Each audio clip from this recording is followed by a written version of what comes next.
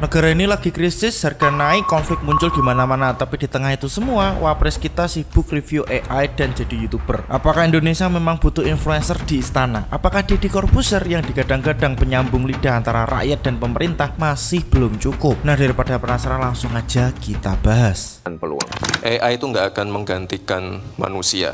Jadi AI itu bukan ancaman. Manusia yang tidak menggunakan AI akan dikalahkan oleh manusia yang menggunakan AI. Dan saya percaya generasi muda Indonesia tidak takut tantangan.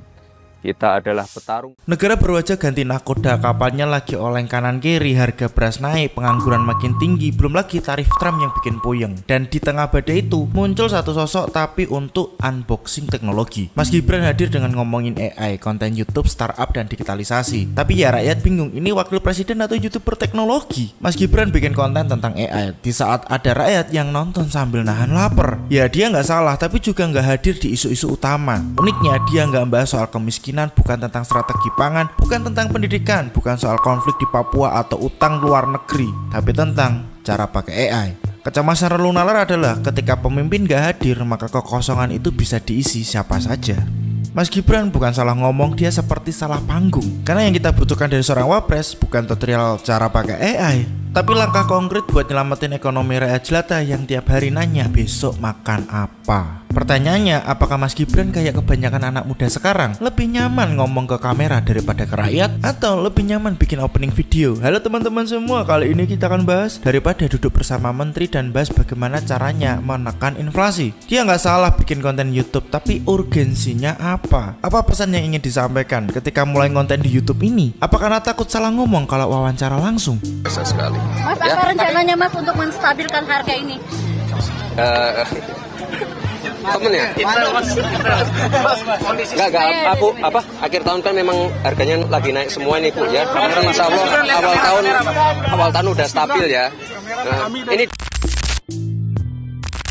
dalam pandangan Guru Gembul nggak bilang Gibran itu jahat, nggak juga bilang dia licik. Yang dia bilang Gibran itu adalah korban ambisi ayahnya, korban mesin politik yang haus regenerasi, korban sistem yang percaya darah lebih penting daripada kapasitas. Di umur segitu harusnya Gibran bisa gagal dulu, jatuh dulu, bikin salah, dimaki, belajar, bangkit lagi. Tapi karena dia adalah anak dari pendahulu, semua percepatan itu disuntikkan. Kayak bayi politik yang dipaksa lahir prematur langsung disuruh lari maraton di panggung nasional. Wajar kalau sekarang dia kebingungan. Dia bukan naik panggung karena ingin, tapi karena didorong. Dan di sana dia cuma bisa senyum. Jadi tampaknya YouTube ini bukan pelarian, itu zona aman, satu-satunya tempat di mana Gibran bisa ngomong tanpa didesak DPR atau dicecar media konvensional.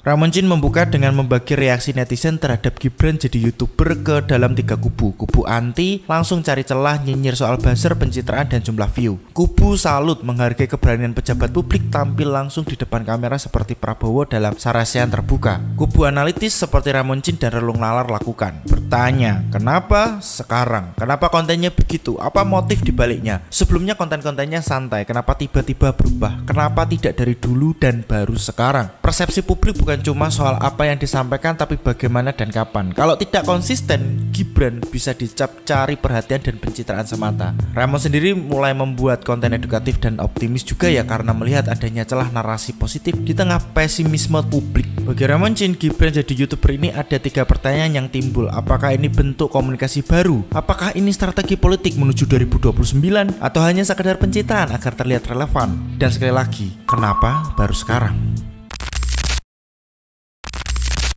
Panji pernah nyeletuk tajam dan sarkastik. Wapres itu tugasnya mendukung presiden, kayak Yusuf Kala dukung Jokowi, Budiono bantu SBY, Maruf Amin, ya setidaknya ada di barisan program Jokowi. Nah, Gibran bikin YouTube. Nggak ada narasi yang mendukung Prabowo, nggak ada pembelaan terhadap visi besar bosnya, bahkan jarang banget kelihatan satu frame. Ini bukan tandem, ini 2 orang yang kayak numpang mobil bareng tapi duduk di kursi yang beda arah GPS. Prabowo ngomong tentang makan gratis, Gibran bahas AI. Prabowo bicara geopolitik, Gibran sibuk dengan yang lain. Pertanyaan Panji itu penting banget, wapres buat apa? Kalau Gibran bukan penguat kebijakan, bukan penghubung elit ke rakyat, bukan peredam konflik, bukan perumus solusi, terus dia wapres untuk siapa? Karena negara nggak butuh konten kreator di istana, negara butuh pemimpin yang langsung menyelesaikan masalah di lapangan. Masih ada yang nganggur di luar sana, masih ada yang kelaparan, dan di sini negara harus benar-benar hadir. Tapi kalian sadar sama hal ini nggak ya? Gibran tuh nggak punya oposisi sekuat Jokowi dulu. Nggak ada yang serius demo turun ke jalan. Bahkan rencana pemakzulan pun cuma sekelas lewat headline berita aja. Bunyinya keras tapi ya isinya kosong. Tapi justru itu masalahnya, karena di politik kalau kamu nggak punya lawan, kadang itu bukan karena kamu hebat, tapi karena kamu nggak dianggap berbahaya. Dia nggak punya pijakan, nggak ada masa loyal, nggak punya basis politik, nggak punya pengaruh di partai. Dia bukan petarung politik. Dan mungkin itu yang bikin dia balik ke YouTube, karena di dunia nyata semua ruang udah penuh, tapi di YouTube dia masih bisa jadi sesuatu. Sayangnya negara ini bukan kolom komentar. Negara butuh lebih dari sekedar views dan like. Ia butuh keputusan, butuh keberanian, butuh kehadiran. Dan kita paham banget, kita semua itu suka nonton konten, tapi kita nggak milih pemimpin buat jadi konten kreator. Karena bangsa ini butuh yang turun ke lapangan, bukan yang rajin upload konten.